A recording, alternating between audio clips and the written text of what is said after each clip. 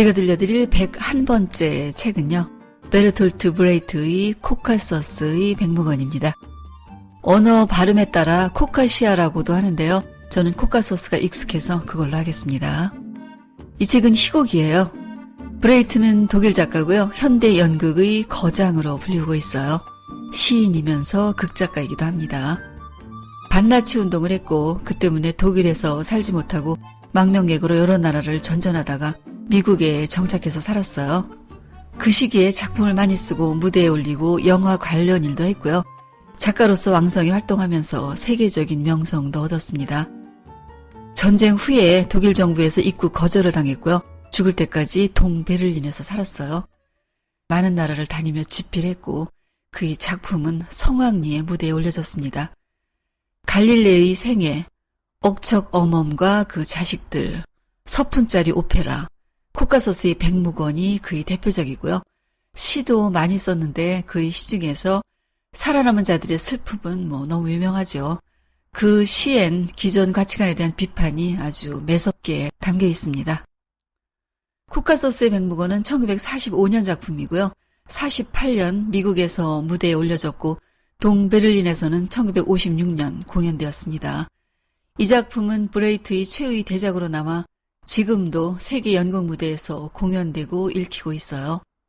비록 독일에서는 당시 그의 입국을 거부했지만 이후 독일 연극계의 희곡 작가들은 브레이트의 작품과 이론 없이는 안 될 정도의 의존 내지는 상관관계를 갖고 있어서 지금까지도 그가 남긴 유산의 계승, 발전, 극복이라는 길을 가고 있습니다.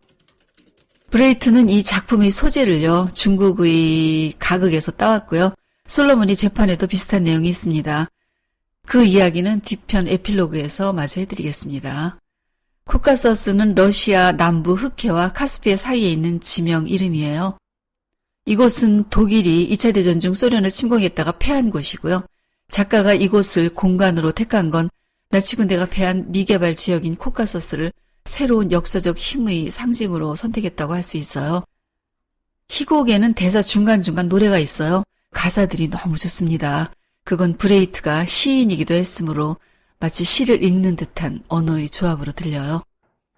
이 책은 보카치오의 데카메론처럼 이야기 속의 이야기로 시작됩니다. 1막은 독일군이 패배하고 물러간 뒤에 한 계곡을 두고 코카서스의 두 집단 농장 간의 분쟁이 발생합니다.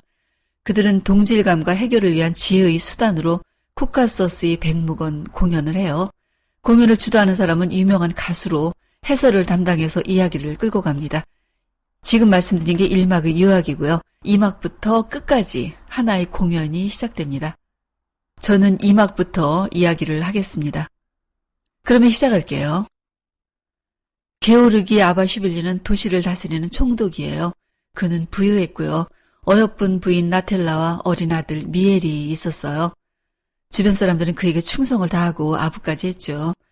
그의 부인은 사치스럽고 친절하지 않은 사람이었어요. 아들 미엘은 관저의 하인과 유모, 또 그 밖의 주변 모든 사람들에게 극진한 대접을 받고 성장했어요. 그러나 도시에 반란이 일어나고 반란군들에 의해 총독은 죽임을 당합니다. 총독 부인 나텔라는 도망을 쳐야 할 처지가 되었어요. 그녀는 짐이 엄청나게 많았어요. 하인들은 그녀의 커다란 옷상자를 힘겹게 날랐습니다. 그 와중에도 총독 부인은 빠진 옷이 없나 점검했고 부관과 하인들이 옷을 함부로 다루지 못하도록 감시하고 꾸물거린다고 욕하고 때리기까지 했습니다. 아들 미헬이 어디 있는가를 잠깐 찾았지만 반란군들이 가까워지고 있다는 소리에 옷만 잔뜩 실은 마차를 타고 출발해버렸어요. 유모는 총독 부인이 애를 놔두고 떠난 걸 알고 짐승 같은 사람이라고 말하면서도 아이를 하녀 그르세에게 잠깐 안고 있으라고 말한 뒤 그냥 가버렸어요. 그르세는 총독 관저의 하녀예요. 아직 결혼을 안 했지만 사랑하는 사람 시몬이 있었어요. 시몬은 좋은 남자였고요. 군인으로 전쟁에 나가 있었고 돌아온 후에 결혼하기로 약속을 해놓은 상태였죠. 총독 관저의 모든 사람들은 다 도망가기 바빴고 그들은 그르쉐에게 유모는 돌아오지 않을 거라고 했어요. 내가 어리숙하니까 너에게 모두들 떠맡긴 거라고 너도 아이를 버리고 그냥 같이 도망치자고 했습니다. 게다가 미엘에게는 막대한 재산 상속이 있어서 반란군이 들어왔을 때 그 아이를 데리고 있다가는 위험해질 거라고 했어요. 그녀는 아이를 내려놓고 옷가지를 모아 덮어준 후 돌아서서 갔습니다. 그때 믿을 수 없는 목소리가 들렸는데 아이가 그녀를 불렀어요. 신음소리가 아니라 알아듣도록 또렷한 목소리로 날 도와줘요 라고 말했습니다. 그녀는 다시 되돌아가 아이를 내려다보다가 옆에 앉아 뜬 눈으로 밤을 새웠어요. 아침이 되었어요. 그녀는 결국 한숨을 쉬면서 아이를 안고 도시를 떠나 북쪽으로 갔습니다. 걷고 또 걸었어요. 아이를 자루에 넣어서 등에 업고 한 손에는 보따리를, 다른 한 손에는 커다란 지팡이를 들고 거기에 의지해서 힘겹게 걸었습니다. 도중에 아이에게 먹일 우유를 구하기 위해 이 집 저 집으로 돌아다녀야 했어요. 우유는 구하기 힘들었고 구한다 해도 값이 터무니없이 비쌌습니다. 아이에게 우유를 먹이면서 이건 내가 일주일이 바늘 일에 버는 놈과 같은 값이라고 조그맣게 말했어요. 여관에서 다른 손님들에게 그릇에는 하녀였던 걸 숨겼다가 거친 손을 들켜서 쫓겨나게 되었을 때 자신은 비록 하녀였지만 이 아이는 귀족의 아이라고, 그러니 이곳에서 하룻밤만 자게 해달라고 간청했지만 숙녀 행세를 하는 도둑으로 몰려 쫓겨나기도 했어요. 미엘에게는 반란군들이 현상금을 걸었으므로 아이 정체를 정확히 밝힐 수도 없었어요. 밤이나 낮이나 계속 걸었고 북쪽 시라강에 이르렀을 때는 더 이상 도망하기에도 지쳐갔습니다. 그녀의 발은 상처투성이었고 아이는 너무 무거웠고 오줌을 쌌어도 아이를 위한 기저귀조차 없었어요. 그녀는 더 이상 아이를 데리고 있을 자신이 없었고 도시로부터 멀리 떠나왔으므로 이젠 안전할 거라고 생각했어요. 그래서 시골 농가 앞에 아이를 내려놓았습니다.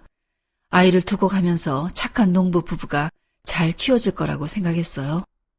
농부 부부는 아이를 발견하고 집으로 데리고 들어갔지만 그 지역까지 이미 반란군의 손길이 다 있었어요. 아이를 찾아다니는 군인들이 농부의 집에 들이닥쳐 질 좋은 암호표에 쌓인 미에를 발견했을 때 그릇에는 돌아왔어요. 그리고 뒤에서 군인을 나무로 내리쳤습니다. 군인이 쓰러졌고 그녀는 아이를 안고 거길 도망쳤어요. 이 가엾은 아이를 미엘은 자신의 양자로 삼아 끝까지 책임지겠다고 결심했습니다. 얼어붙은 개울가에 앉아 얼음을 깨고 손을 오므려 물을 떠서 아이에게 먹이며 그녀는 이런 노래를 불렀어요. 그 노래 가사의 일부를 읽어드릴게요. 아무도 너를 원하지 않기에 이제 내가 널 맞아들인다. 다른 애가 아니라 너였기에 흉년의 어두운 날에도 나와 더불어 평온을 찾는다. 상처 투성이 발로 너를 데리고 다녔기에 우유가 너무도 비쌌기에 내가 더 귀하고 사랑스럽다. 그릇에는 북쪽에 사는 오빠의 집에 도착했어요. 오빠 올케에게는 미엘이 자신의 아들이라고, 시몬이 전쟁에서 돌아오면 모든 게 해결된다고 말했어요. 그리고 반년이 지났고 봄이 왔습니다. 그녀의 오빠는 사람들이 이목을 걱정했어요. 봄이 되어 오솔길이 녹으면 사람들이 몰려올 테고 아비 없는 자식을 낳은 그루스에 대해 수군거릴 것이 분명했죠. 그러나 그루스에는 여길 나가면 갈 데가 없었고 반란이 계속되고 있어 도시로 돌아갈 수도 없었어요. 또 이렇게 아비 없는 애를 데리고 있는 건 반란군이 의심을 사게 될 것이므로 뭔가 방책이 필요했죠. 오빠는 언제 돌아올지 모르는 시몬을 기다리느니 결혼을 하라고 권했어요. 그 동네에는 마침 병에 걸려 곧 죽을 남자가 있었는데 그와 결혼을 하면 그는 곧 죽을 거고 그러면 과부가 될 테니 괜찮을 거라는 거였죠. 남자 쪽에서는 늙은 어머니가 있는데 아들이 죽으면 농사를 지을 수 없으므로 그루세가 농사일을 도와줄 것이니 아들이 죽기 전 하루빨리 결혼을 하기를 원했어요. 그루세는 미엘에게 닥칠 의심과 위험을 없애려면 그 방법밖에 없다고 생각해서 그렇게 하기로 했습니다. 그러나 결혼을 했지만 새 남편은 예상처럼 금방 죽지 않았어요. 그는 점차 몸이 회복되어 그루세에게 왜 이곳에 왔는지를 채근했죠. 그리고 미엘에 대해서는 묻지 않았지만 이미 혼례를 치루었고 시몬은 절대 돌아오지 않을 거라고 엄포를 놓았습니다. 시간이 흘렀고 그루세는 힘겹게 살았어요. 개울에 앉아 빨래를 할 때면 무리에 창백한 시몬의 얼굴이 보였고 빨래를 짤 때는 살랑거리는 단풍나무에서 그의 목소리가 들렸어요.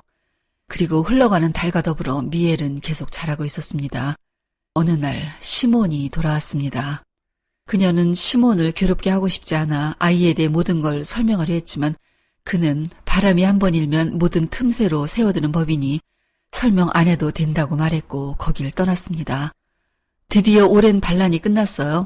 반란군이 물러갔고 도시는 다시 예전의 체제로 돌아왔습니다.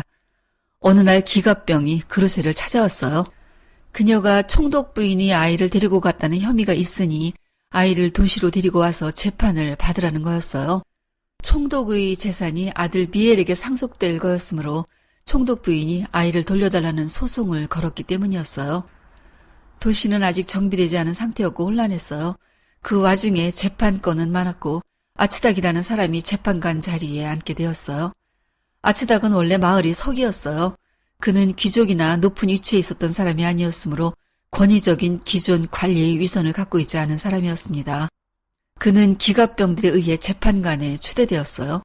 총독 부인이 사건 재판이 시작되었습니다. 부인은 대단한 변호사들을 데리고 법정에 나왔어요. 변호사들은 이 사건은 아주 우스꽝스러울 만큼 간단하고 상대편이 유괴해간 아이를 돌려줄 걸 거부하고 있을 뿐이라고 피는 물보다 진하다는 진리를 말했어요. 총독 부인은 사랑의 성스러운 황홀 상태에서 임신했으며 몸속에 간직하여 피로 영양을 공급해 주었고 고통 속에서 아이를 낳았음을 강조했습니다. 그루쉐는 이 애는 자신의 아이며 성의와 양심으로 아이를 먹이고 돌보았고 이 아이 때문에 어려움을 치렀다고 했어요. 아이에게 누구에게나 친절하도록 가르쳤고 아이를 기르는 동안 자신이 안위를 탐하지 않았다고 했습니다. 변호사들은 그루쉐가 아이를 데리고 가면 재산이 생긴다는 걸 염두에 두고 벌인 일이라고 반박했죠. 그러나 변호사들의 말을 반박하는 증인도 있었어요. 총독 관저에 있던 요리사는 부인이 옷을 챙기고 가는 것에만 신경 썼다고 했습니다. 또 그 자리에 와 있던 시몬은 아이는 그루쉐의 아들이며 자신이 아버지라고 말하기도 했죠. 그리고 그루쉐의 현재 결혼 문제를 해결하고 나서 청혼을 할 예정이라고도 말했습니다. 아츠닥은 법정 안으로 미엘을 불렀어요. 미엘이 들어오자 총독 부인은 자기 아들이 걸레 같은 옷을 입고 있다고 그동안 돼지우리 같은 곳에서 살았다고 분노했어요. 그녀는 그루쉐를 도둑이라고 욕하며 채찍으로 때려야 한다고 소리쳤어요. 아츠닥은 혼란을 정리하고 이제 판결을 내리겠다고 말했습니다. 백묵을 가져오게 해서 바닥에 동그라미를 그리게 했어요.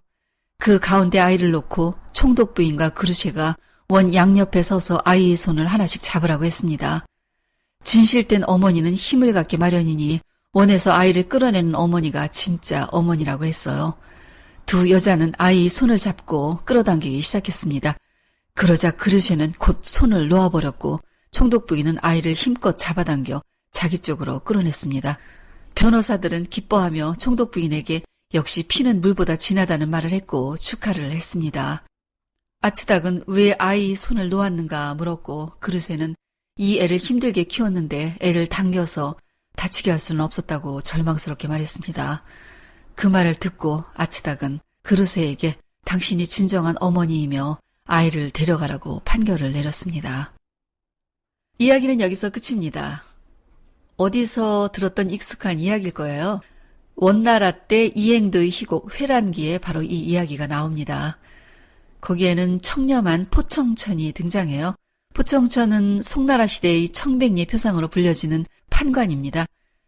마씨 집안이 첩이 아들을 낳았는데 정실 부인은 질투에 눈이 멀었어요.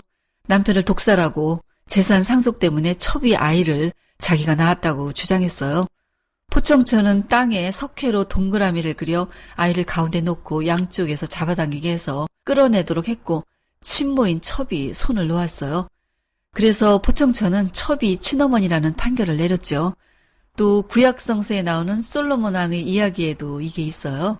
여기서는 친모를 주장하는 두 여인에게 아이를 반으로 갈라서 나누어 주겠다고 했고 친어머니가 이걸 포기했죠. 그녀가 친어머니라는 판결을 내렸어요. 코카서스의 백무건에는 친어머니가 못된 사람으로 나옵니다. 이 희곡은 기존의 이야기에서 조금 더 나갔다고 할 수 있죠. 피는 물보다 진하다는 고정관념을 확 무너뜨렸어요. 어머니는 어머니다워야 한다. 그러면 어떻게 이런 과정에 중점을 두었어요. 이건요, 세상의 모든 부모들에게 어떻게 키워야 하는가에 대한 부담을 주는 것이기도 합니다. 잘 키워야 하겠지만 그 잘 키운다는 게 얼마나 어려운가를 부모들은 알고 있어요. 그래서 책을 덮으면 개운치 않은 기분으로 생각을 좀 하게 됩니다. 부모로서의 삶은 결코 쉽지 않고요. 다시 태어난다면 부모는 되지 않겠다는 생각까지 하게 되는데요. 그건 그 길이 너무 힘들기 때문입니다. 그런데도 어떤 부모였는가를 평가받는다는 건 참 억울하죠. 최선을 다하지 않는 부모가 어디 있겠어요. 그 결과라는 게 과연 평생 부모로 살아온 삶을 평가해도 되는 것인지 그것에 대해서는 저도 답을 모르겠습니다. 다만 그 미련하고 논리적으로 설명 안 되는 사랑을 가슴에 가득 담고 살아가는 부모가 세상에서 가장 슬픈 존재 아닐까 합니다. 오늘은 여기까지입니다. 듣느라고 수고하셨어요. 좋은 책 가지고 다시 만나요.